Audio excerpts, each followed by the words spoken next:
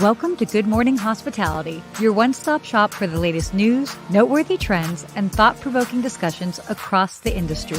From hotels to short-term rentals to all things travel and hospitality, you'll find each episode equips you with the information that you need to start your week.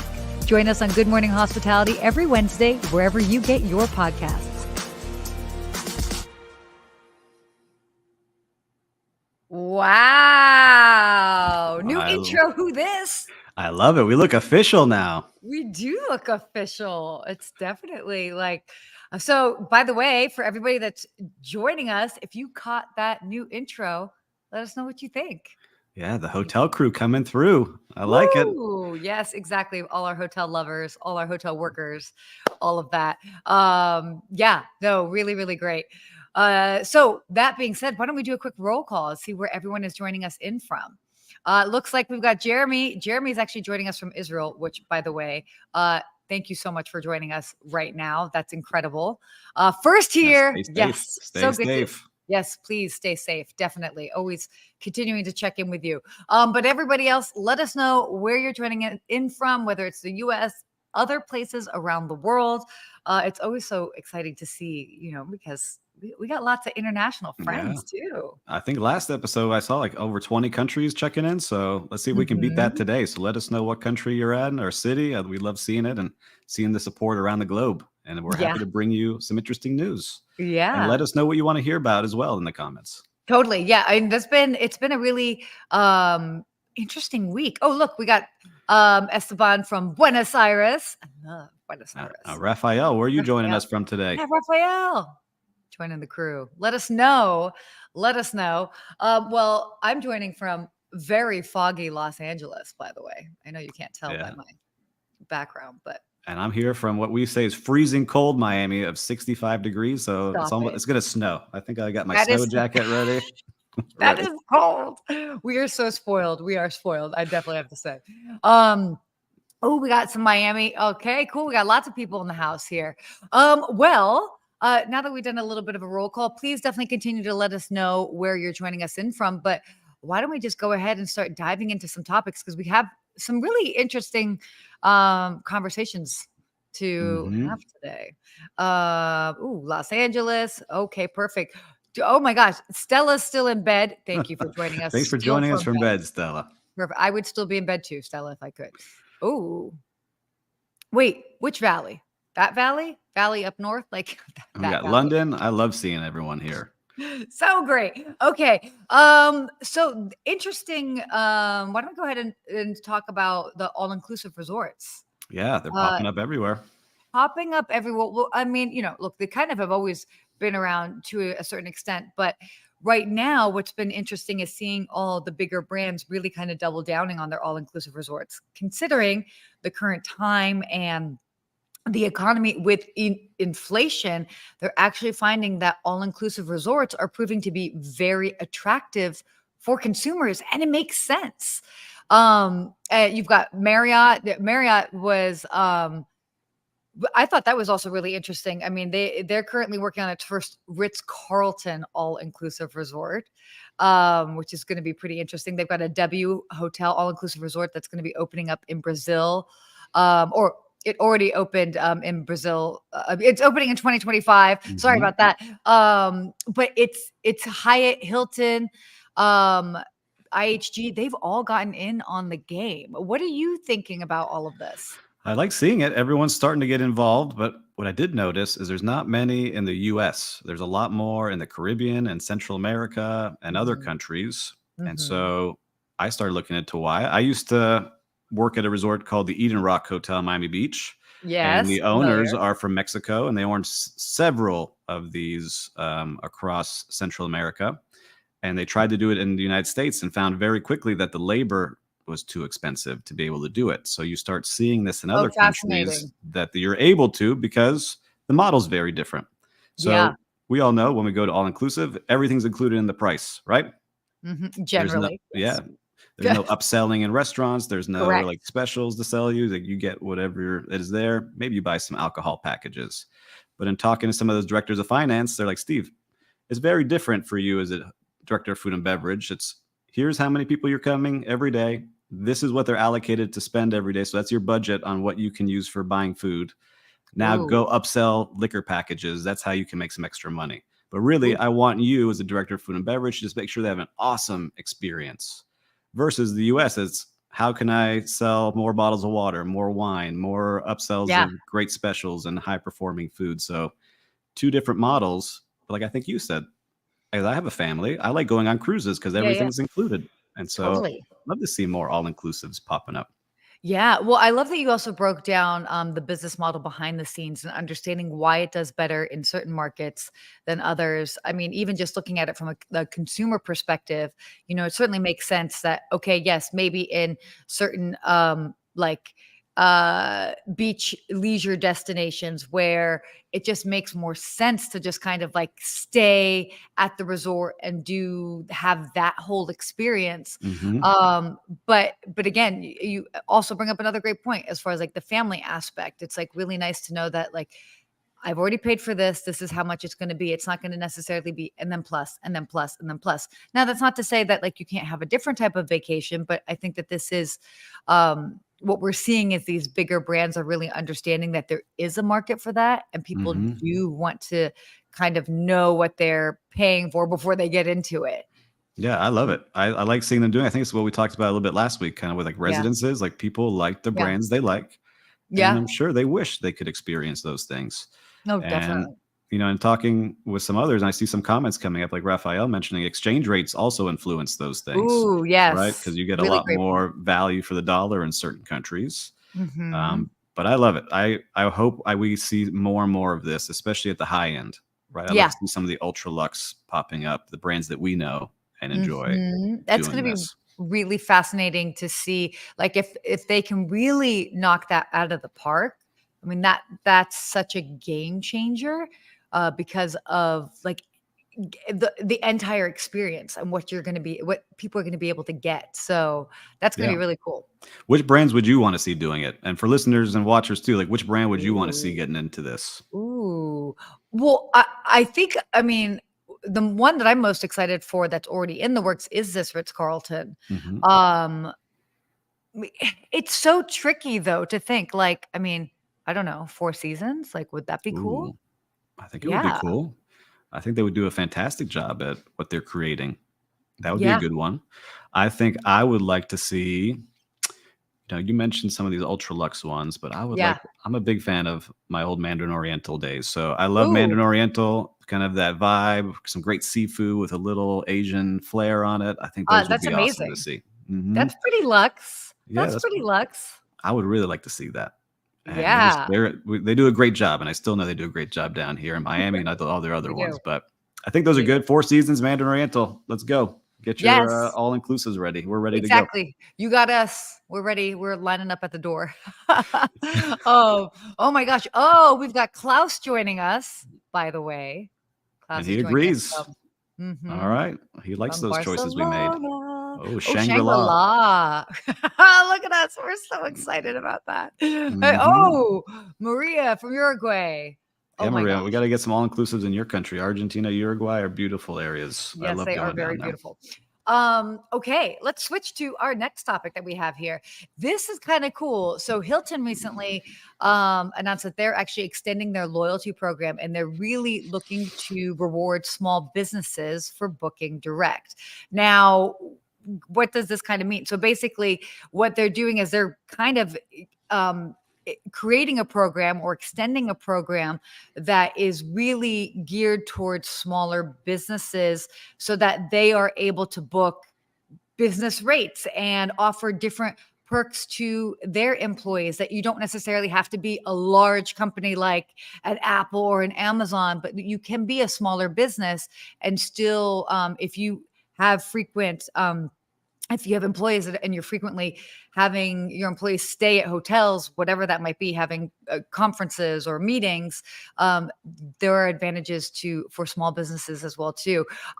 It's interesting because they found that in May that the basically business transient demand drove about 45% of its revenue. And then about 85% of Hilton's business transient guests are small to medium sized enterprises. So Mhm. understanding that when it comes to the business enterprises, that's a huge part of them are small to medium sized businesses. So that's pretty Yes, fascinating. it's very cool to see, and I think if they can do this the right way, they'll do very well because they also wanna drive meeting rooms that are sitting empty and Yes, allowing love that. small companies, maybe like mine, that has 10, 15, 20 employees that I wanna book Mhm. a meeting.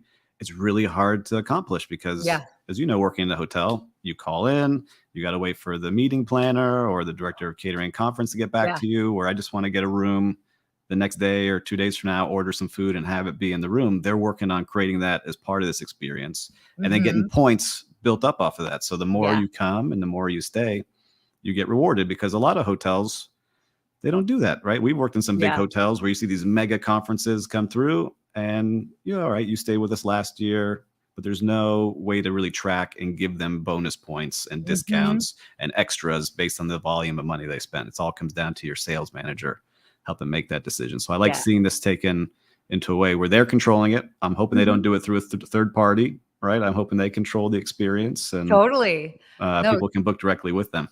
well, yeah, and I think that that's the thing that I thought was so cool is that they're actually gonna have, like, an events booking site, which Hmm. I th is such a different approach, and as you said, it'll make things so much easier instead of having to always necessarily call, speak to somebody. Not to say that obviously you wanna be able to call and speak to Yes. people, like, to get things done. That's the meat of, the hospitality industry, but, to be able to have this as an additional option, whether it's even to just check availability, Hmm.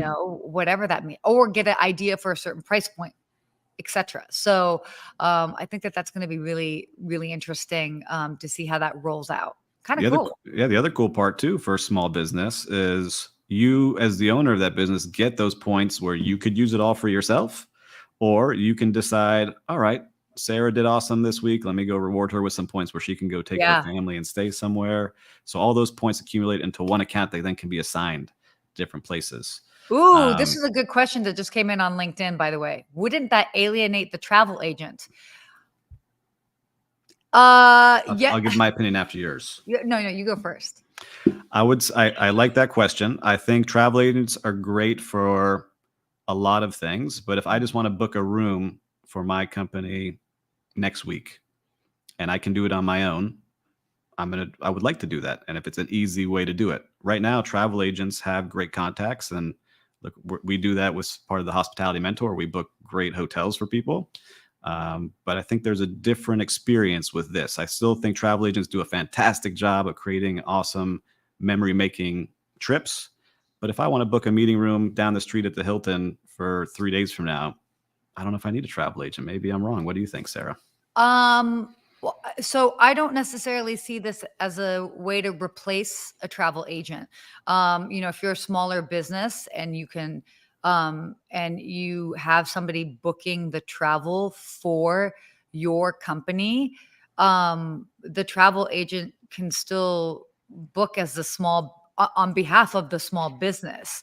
Hmm. So I think that that's I mean, I think Yeah. it's smart. So you can still totally have a travel agent, booking for your business should you feel like the volume's there or the need is there, etc. Obviously, it's such a personal thing, but I don't think it necessarily has to replace the travel agent. I think it's more so it's the perks that it's offering small businesses. So I see it more as that. Yes. And the other part too is I think this will start to spread. I know Marriott tried something similar-ish, more of just like booking Yeah. open spaces during like Yeah. pandemic time. Oh, that's right. But it didn't really take off. But I just listened to the Hilton versus Marriott podcast on Business Wars, and I Yes. loved how they all were like basically copying each other. One would come out with something, then the other would copy it with a little twist. So I'm curious to see if this starts happening amongst all the big chains. Oh my gosh. Yeah, no, definitely. Wait, quick shout out to Suzanne who just joined us. Also, Kat joined us as well too. Catherine Banks, love it. Hey, but yeah, these are. It's really interesting because I think that it could just like enhance any sort of way that you could enhance and make the booking process easier.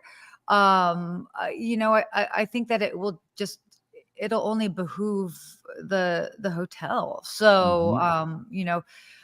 are there going to be perks for it for this way or that way? Yeah, of course. But yeah, so I love that they're doing it and they're exploring different ways to do it because again, people need ease at the end of the day. So, Yeah. big I would fan love of to see it where I can see what's available, what menu options I can book easily in packages per person, and then someone can contact me after if they need to make sure I'm going to show up, but just make it as easy as possible. What AV I might need in the room, right? So Yeah. just 3 screens, keep it simple. Yeah. Here, that's the business plan. Here's the 3 screens to book this room, and then we can use the points for everything we need. And just like Suzanne said, the white bed wars, where Woo! Yeah, love that. everyone started going after when Weston came out with their heavenly beds. Everyone started copying Weston and Oh, Starwood and started going ultra comfy beds. So thanks, uh-huh. Starwood, for Yeah, upgrading thank the you. bed game. Exactly. Gotta upgrade that. So, well, we can't, before we kind of dive into some sort of travel topics, we can't glaze over this. This has definitely been all over social media, the news, etc. In regards to Choice Hotels was offering to buy Wyndham at a $7.8 billion valuation. Um, so, Steve, I know you did a little bit of a look into this. What have you been seeing, or can you even like break down what was kind of happening for those that might not be aware? This is all new news coming out, so it's flying in. But like we said, we were calling our contacts. Sarah and I were calling people to see what we could find out, and we got some Yeah, inside scoops on certain things. Is Choice and Wyndham are more of the affordable kind of lodging operators, options. Yeah. and Hilton, Marriott, and some others are starting to get into that space where we talked Mm. about kind of getting into this more extended stay and entry level pricing. And Choice is realizing, look, we need to team up, Wyndham. We've been trying to negotiate with you for a while. We could save $150 million if we team up together and really compete against these brands, and stay relevant. And Wyndham's like, no, I don't think we need your help, and we're not going to negotiate. And then Choice came out publicly and said, we're Mhm. offering this much, right? And so that got Yeah. spread around the news. Everyone was picking that up. That Choice is buying Wyndham, and Wyndham's like, oh, hold on here, Wait guys. a We second. say Pump no. the brakes. We never said yes, and now you're trying to do this publicly to kind of pressure us. We don't That's want it. fascinating. So now the question is, will somebody else buy Wyndham? Ooh. Or is Choice going to raise their price? We're going to have to see what happens. But you know, I'm not sure where this will go, but it seems like it's a giant part of the industry. Mhm. What do you Inter think? It's definitely if you guys, because I know I was looking on LinkedIn, people have some strong feelings about it. And so certainly if you work for one of these properties and you have because you are boots on the ground, so to speak, or just have that sort of intel, would love to hear your insights on this because I know it's definitely, um, judging by people's responses, they certainly feel very strongly about it. Yeah, because But people who bought franchises said, I want yeah. to be with Wyndham or I want to be with Mhm. Choice, and they didn't choose the other for a certain reason. So I've seen a lot of that. Yeah, and I'd be curious to know because I don't know, firsthand, but what are the pros and cons? I don't want to even say pros and cons, but I mean, I'm sure that there are advantages to being with one or the other, whatever that might be. So certainly interesting times for sure. But by the way, Jim actually chimed in on the subject of beds. I know that this was kind of what we were talking about. Why so many pillows? Most end up on the floor. Oh my gosh, I feel like we're gonna have to talk about that later when we talk about The bad more guest pillows, reviews. the better the brand. I think is what Wait, they said. Keep adding pillows, and we're gonna be better than stop. the other brand. They Wait. got Okay, two. We're doing 7. Steve, what are your thoughts on pillows? Well, I like. You're You like, have wow. to You're have. like, Listen, wow. we Personal deal with question this with time. our vacation rentals. So certain owners, because we partner with vacation rental um, homes, you have to Yeah, have at least 2 people, 2 pillows per person yeah, in a bed, right? And so you need at yeah. least 2. But I don't mind a nice little throw pillow to give a little flair if they can clean it and they can zip off. I don't want anyone's grossness on these pillows I staying love behind. I love how you're talking about throw pillows. That's crazy. But it's Well, true. You're it's the right. hotel. The hotel room you come in, you can see which ones are the gross pillows. I don't want to touch that one. Yeah, no, I think 2 per person makes sense because I mean, it's not like a ridiculous amount, but wait, I'm Jim actually threw us off. curious. We got us off subject with Jim. Jim gave We us, did. We're you not know, talking about beds and pillows. Oh my gosh. Oh goodness. and when we But, got Choice trying to buy Wyndham, I we're gonna know. see where this goes. But I love Wow, we seeing did. those business wars, right? Just like that podcast we were just talking about. I love seeing this. Totally, totally. Okay, let's switch gears a bit here. Talk about some travel topics. Okay, I thought this was kind of I thought this was kind of interesting. So there's actually a new tool that is coming out. That's the airport stress calculator. Okay, it's going to help predict how stressful your airport experience might be. Now, I actually went and I started like clicking through this because I was like, okay, talk to me. Um, so basically, what you can do is you go through the portal and you say the airport that you're going to be flying out of, the time frame that you are going to be going to the airport, the airline, because it'll tell you the terminal, etc. And what it will do is basically, due to base data, will kind of let you know how busy you can expect it to be, and also if the likelihood of encountering flight delays or all of that. So yeah, I mean, I don't know how it Well, can look, totally predict all of that, but yeah. yeah, I'm curious. Did you get to play with it at all? Did it show you any results yet? Is it up and running? Because I haven't had a chance to play with it. No, like I haven't played, like, I mean, I played it for with Los Angeles. And so I fly Delta. It's not a stressful process for me. So it's like not that big of a deal. But it is, I kind of find this ridiculous, actually, if I can really be honest. And somebody actually took the time to create this thing. And it's like, I'm sorry. If you were that stressed about going to the airport, like, why are you going to the airport? You know? Yeah, it's Like, like we were talking about the other day. Like I hate flying, not because of the flying part, but because of the whole experience beforehand. And yeah, so I was curious in that calculator. Can I check? All right, I have a 5 and a 7-year-old. yep. How many points up and down is that going to raise it? My stress level versus flying by ourselves is a little different, right? We can kind of zoom through. Yeah. Um, I don't know. It's interesting. Everyone's got an app for something, so maybe It somebody will use it. totally. I don't know. I find it funny. At the end of the day, it's like, I think it's more so funny for headlines. You know what I mean? It's a funny headline thing versus like, is it actually going to like help somebody? We're Like, are talking there about it, yes, we are right? talking about it. But like let's say you are a anxious flyer, an anxious traveler, and you go to this because you're like, okay, I need to know what I'm getting into before I go to the airport. And it tells you, it's gonna be a pretty stressful time to fly. Like, is that going to help you? A couple extra glasses of wine.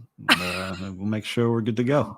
Or you know who's drinking that wine at 5 in the morning before their early flight? No. 5 o'clock somewhere, right? You said. This wow. This is true. It is 5 o'clock somewhere. Nice Jimmy Buffett, Margaritaville Yeah. reference. Very cool. All right, we'll have to check this out. So if anyone uses that tool out there, let us know. Maybe you could tell us when it's less stressful to go, and maybe we can buy a flight around that time. But it's pretty tough. We'll see. I, I think it's just ridiculous. Okay, let's talk about get TSA pre and you'll have 90% less stress.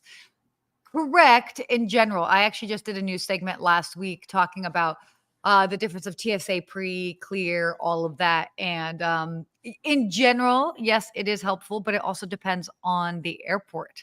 And because some airports, just there are more travelers that travel with TSA pre-check, there are more travelers that travel with clear, etc. And so, but yes, in general, it is nice to not have to take out your laptop and do all that extra stuff when you're traveling that way. Okay, ready to talk about this? Okay, so last week, for those that may have missed it, we talked about annoying habits that people do on airplanes.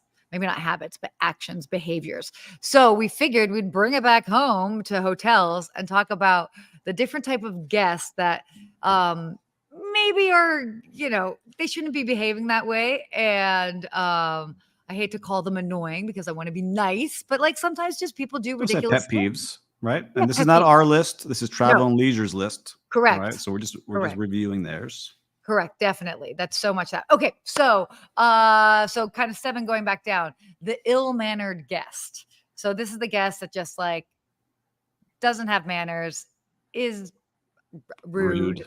Yeah, rude. Jinx. Well, Yeah, I know. I know. Like I've never understood that. Like you're in a public space, like you know what that's like. This is not a surprise, but people have that.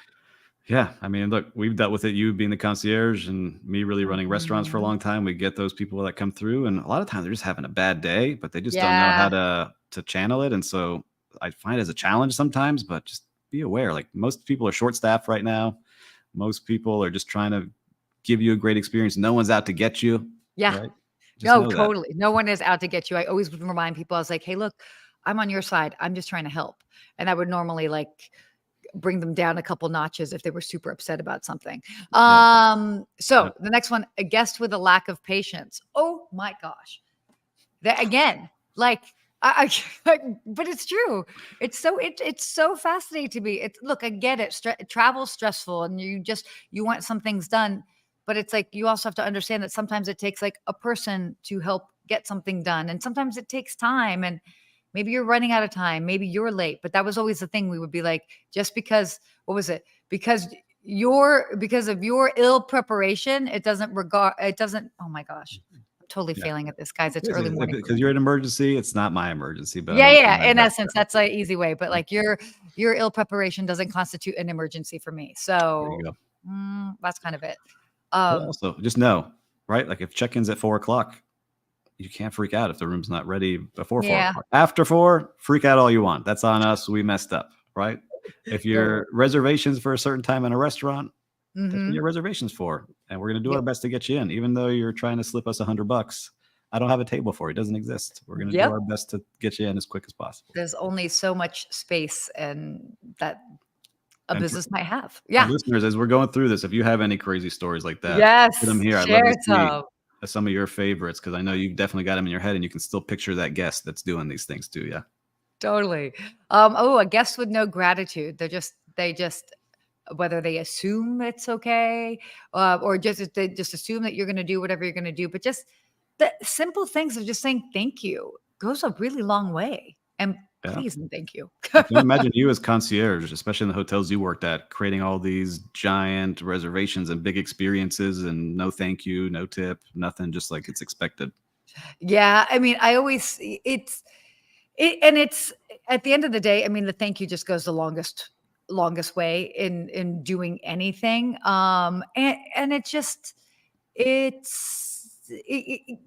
again, it kind of goes back to the whole like ill-mannered thing. It just having that sort of like sense of like gratefulness that's like somebody's gone out of their way to help you. Like it didn't Yeah. have to necessarily. I mean, yes, they're there to do a job, but it's if they helped you and they went above and beyond, like absolutely thank them Above for and sure. beyond.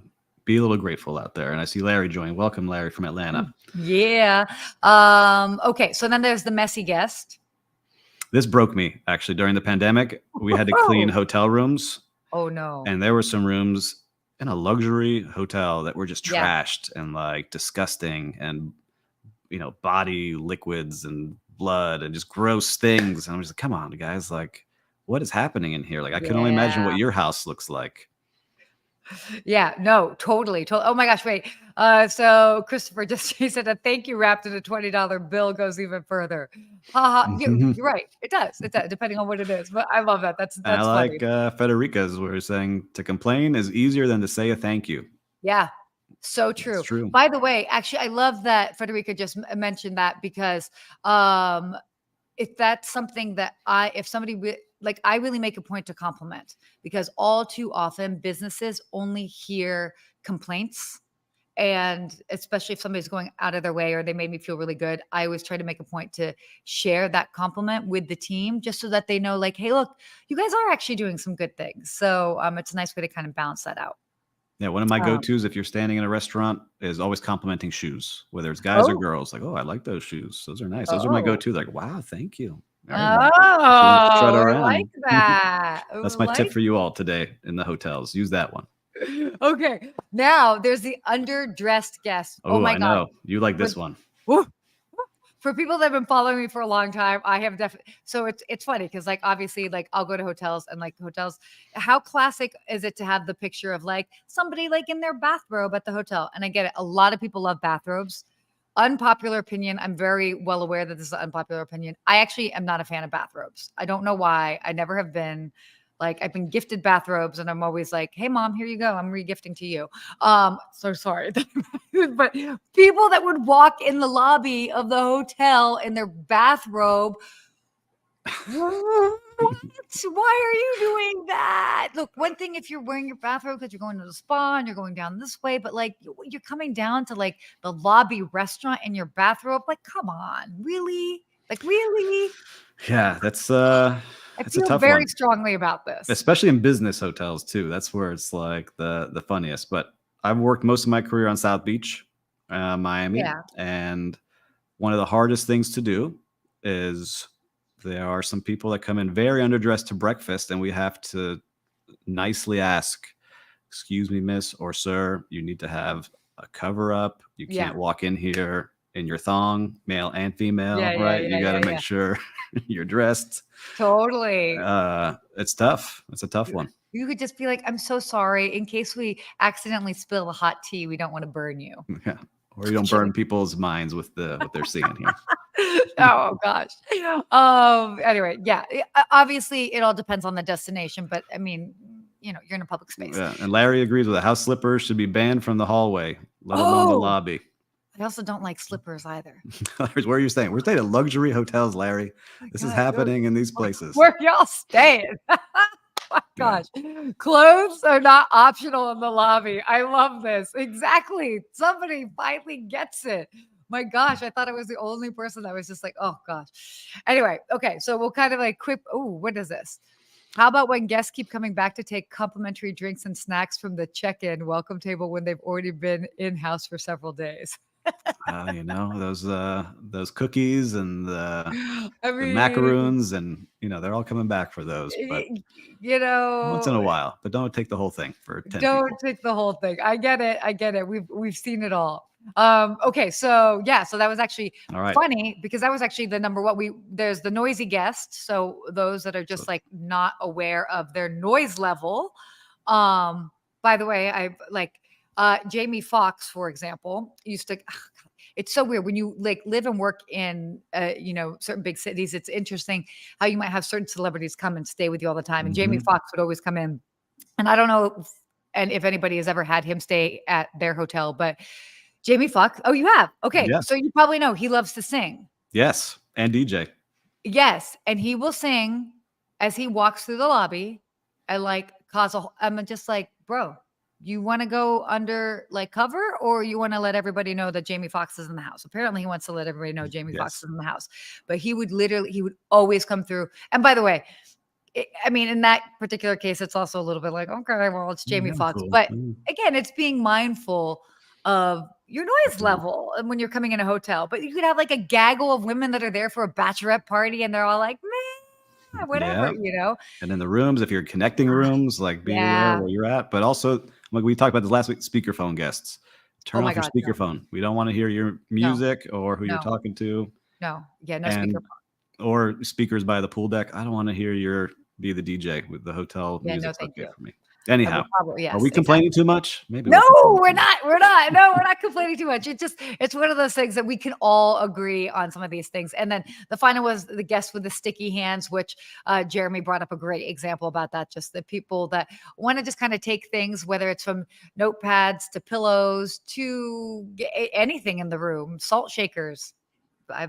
My mother has maybe done that before, not throwing her under the bus, but I just did. A lot of people, LinkedIn user unnamed. Usually Americans are so loud. I think that's true. There's a lot of us that are very loud. True.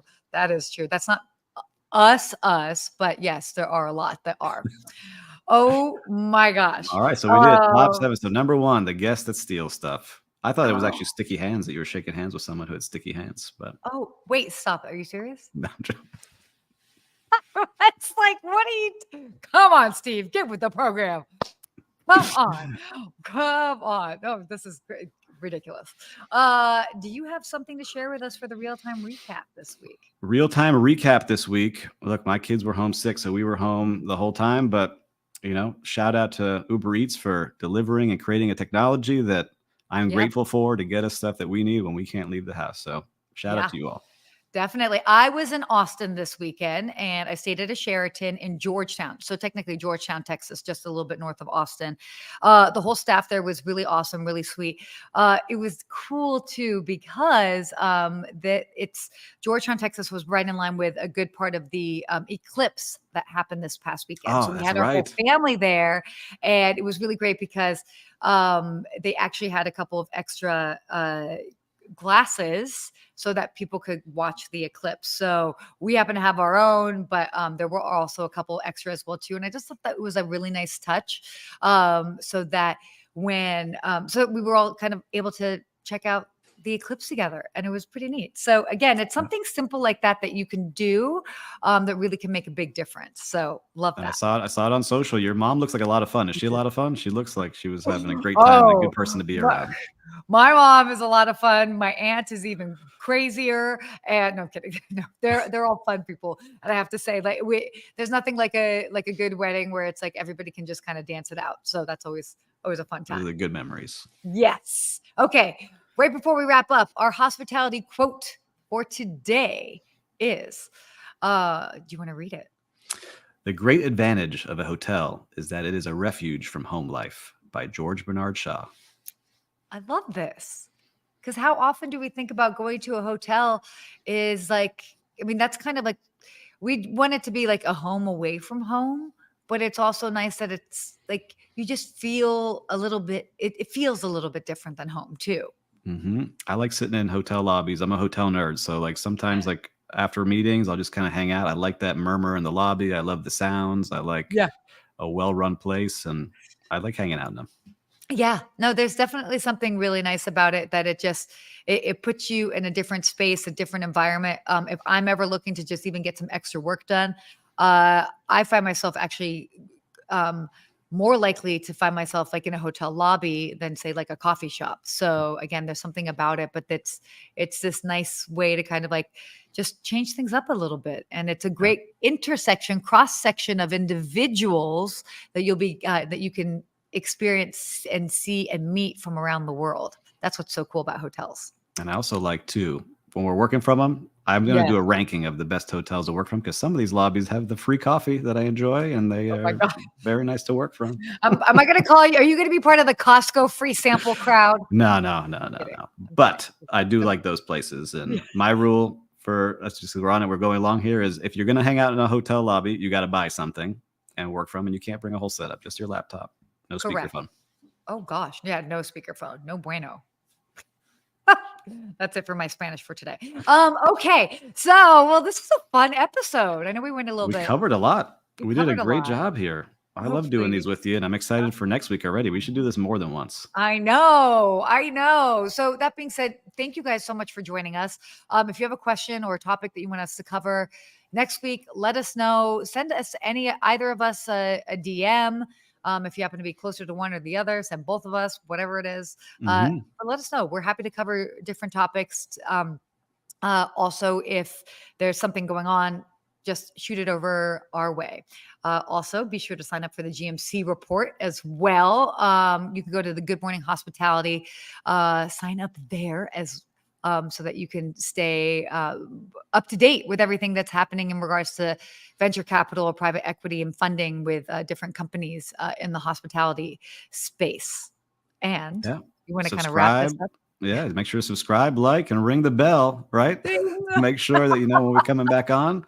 And I love seeing all the familiar faces here that we see week after week. We appreciate you joining us. And if you're listening to this on the replay in your car, make sure to check out our new intro video. Yes. Came out really good. So we're excited to see it again next week. Pretty fun. No, this has been a great show. And as always, so thankful when you get to join us live, and more exciting stuff coming next week. Yeah. See y'all next week. Yeah. Bye, guys.